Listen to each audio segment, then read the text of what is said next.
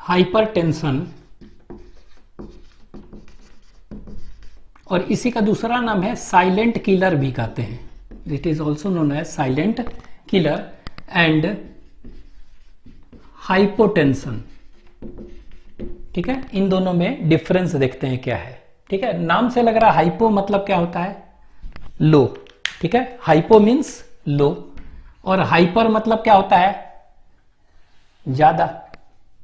ठीक है, तो यहां पर क्या हुआ, बीपी जो है ब्लड प्रेशर नॉर्मल से अगर ज्यादा हो गया तो हाइपरटेंशन कहेंगे, अगर ब्लड प्रेशर नॉर्मल से कम हो गया तो क्या कहेंगे इसको, हाइपोटेंशन। ठीक है, अब ये ब्लड प्रेशर जो देखेंगे, ठीक है, तो नॉर्मल ब्लड प्रेशर अगर हम देखेंगे, नॉर्मल, ठीक है, क्या देख रहे हैं, नॉर्मल, तो नॉर्मल बीपी लिख रहे हैं, ब्लड प्रेशर। ठीक है, तो नॉर्मल ब्लड प्रेशर हम ऐसे कहते हैं 120/80 कहते हैं। इसका कहने का मतलब है कि 120/80 कहते हैं। ठीक है, mmHg, मतलब कि ये जो है इसको कहते हैं सिस्टोलिक ब्लड प्रेशर, और इसको पंपिंग ब्लड प्रेशर भी कहते हैं। ठीक है, जब हार्ट कॉन्ट्रैक्ट कर रहा है, सिस्टोल कर रहा है ना, तो ज्यादा प्रेशर से जाएगा ना, तो उसको कहेंगे systolic blood pressure.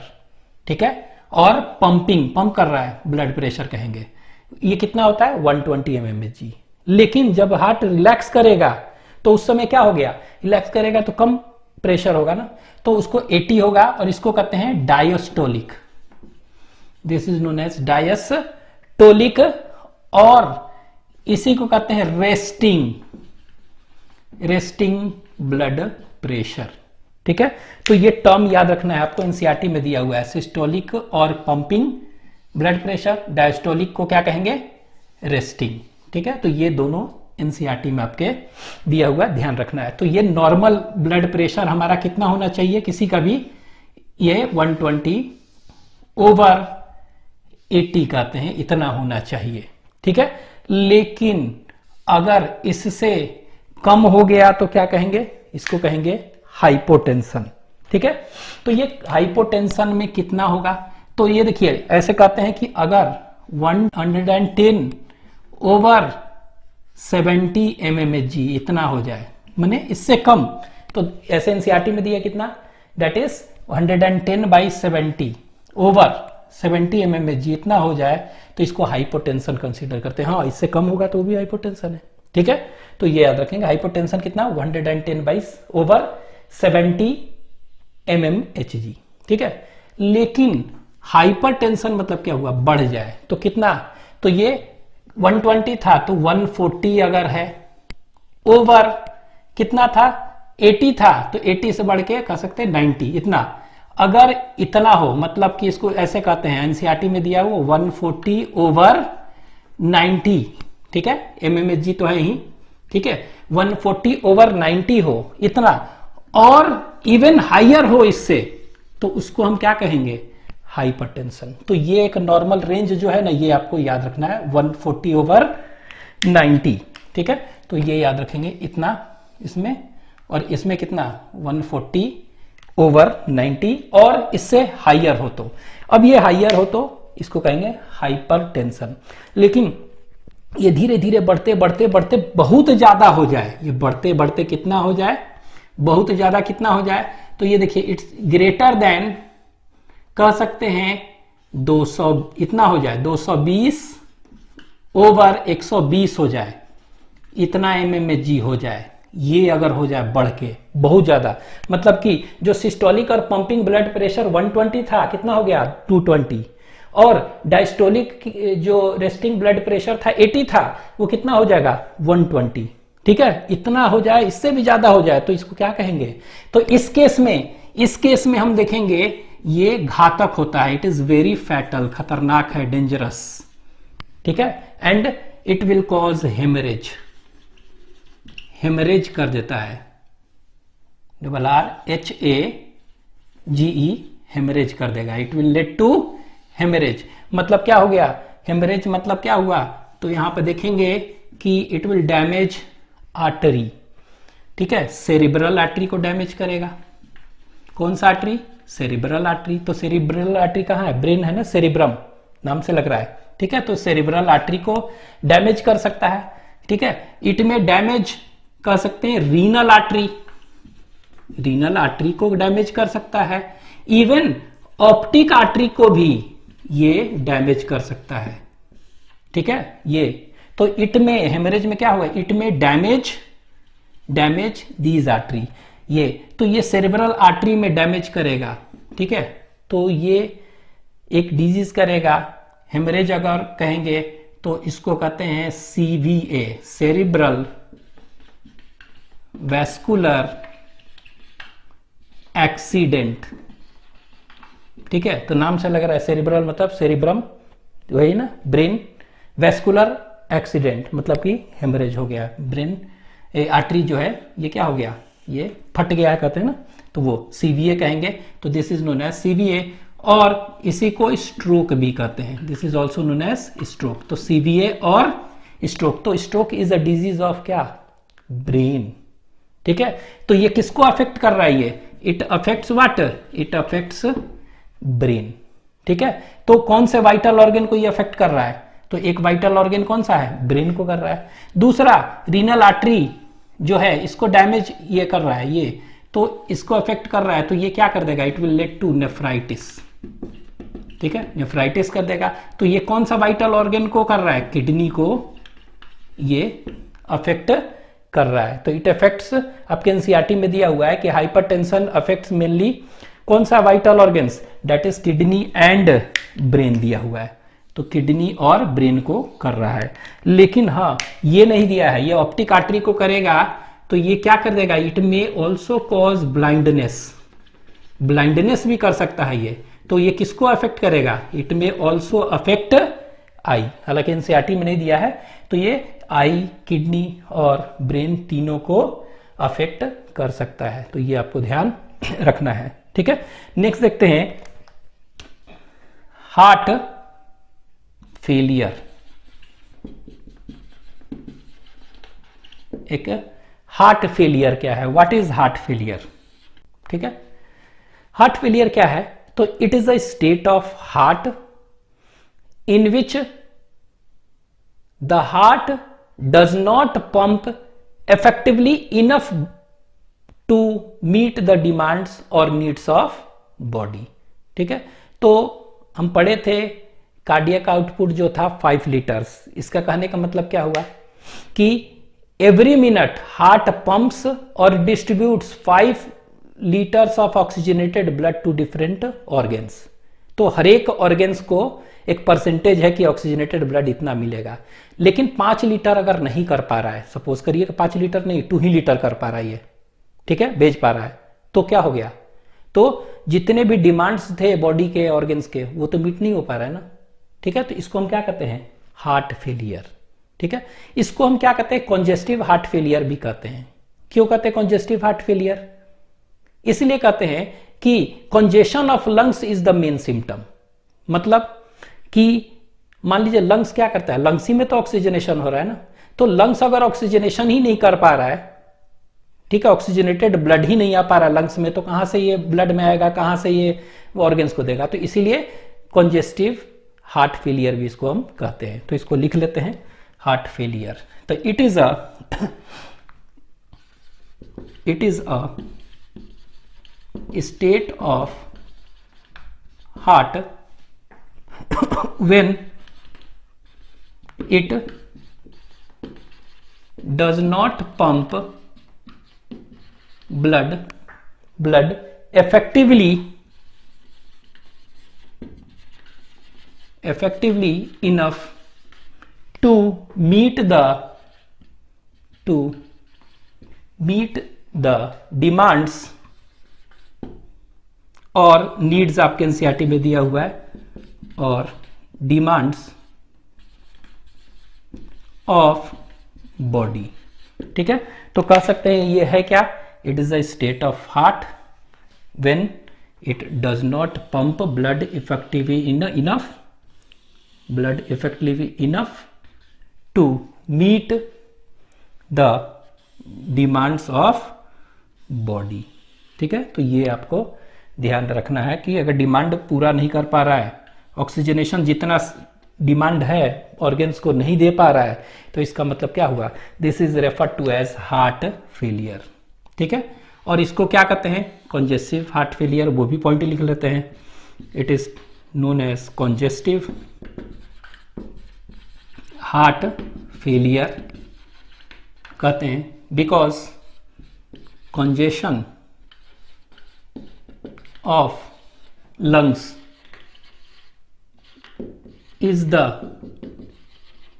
main symptom।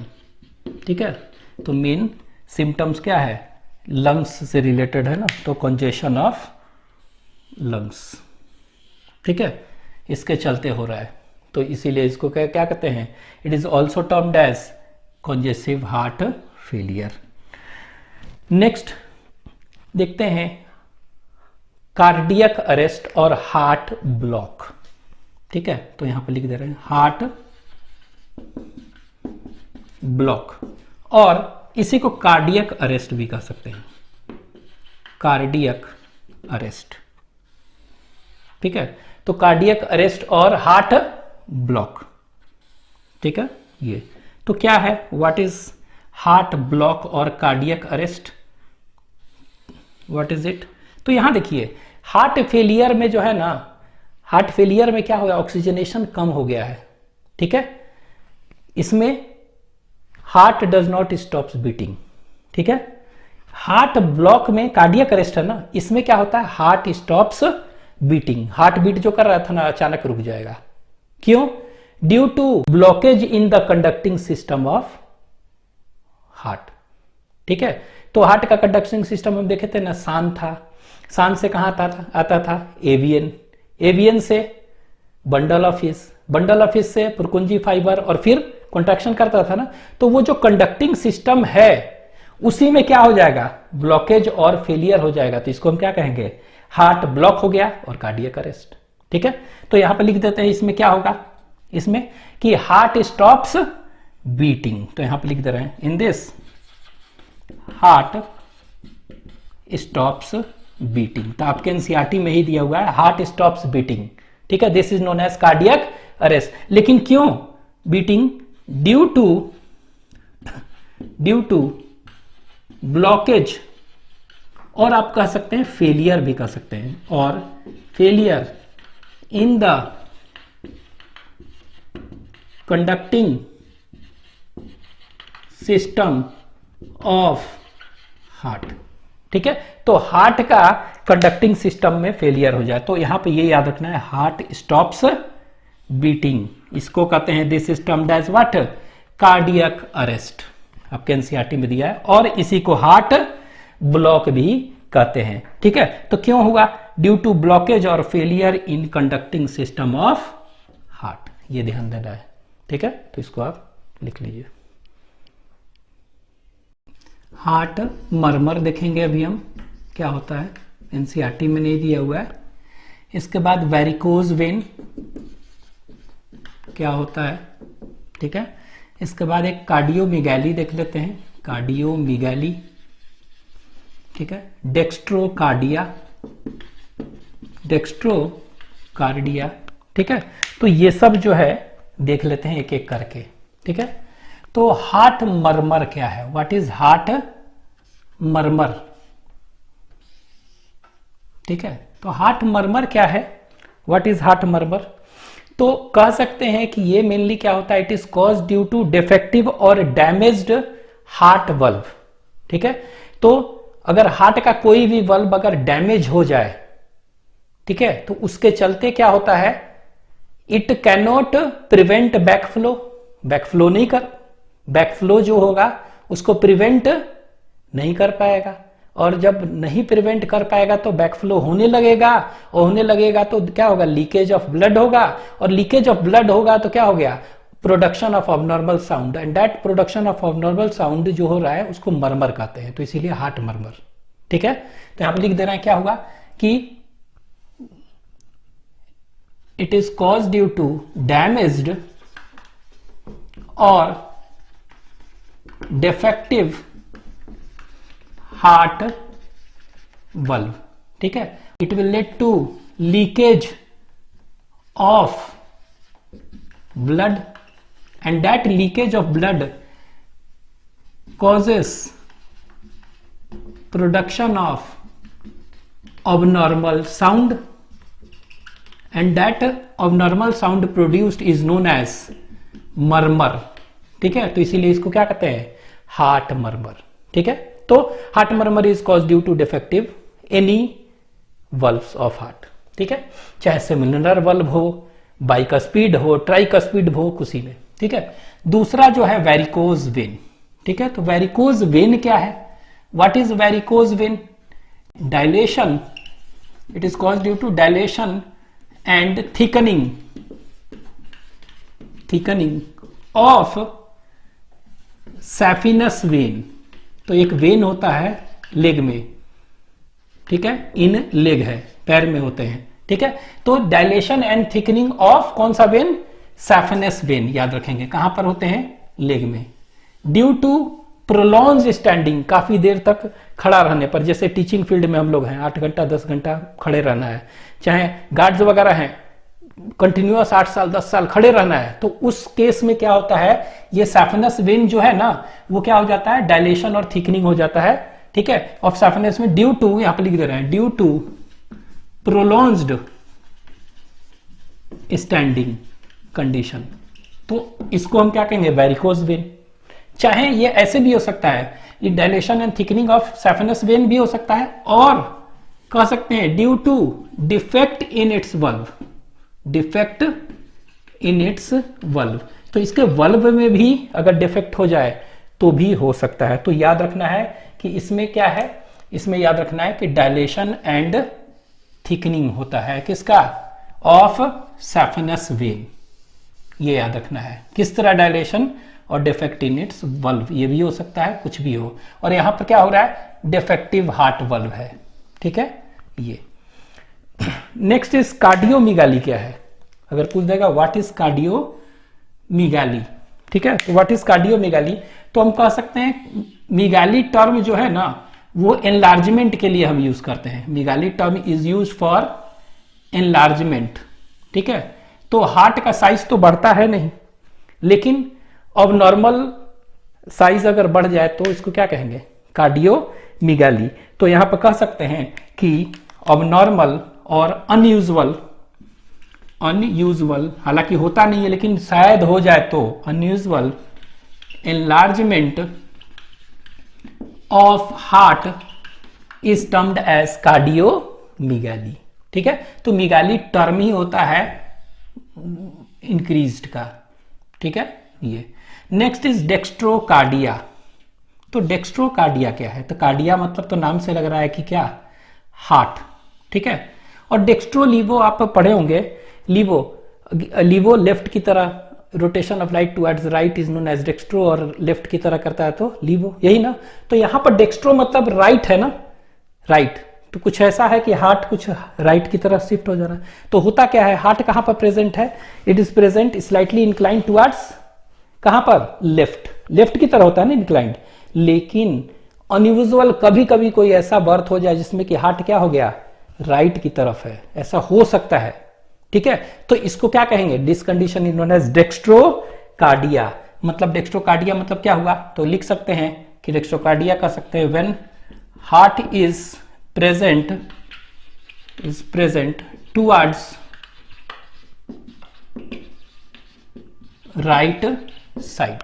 ठीक है, तो अगर राइट साइड हार्ट होगा तो इसको हम क्या कर सकते हैं, it is termed as dextrocardia. ऐसा होता नहीं है लेकिन हो सकता है एक्सेप्शनली, तो ये डेक्स्ट्रोकार्डिया कहेंगे। तो लिख लीजिए।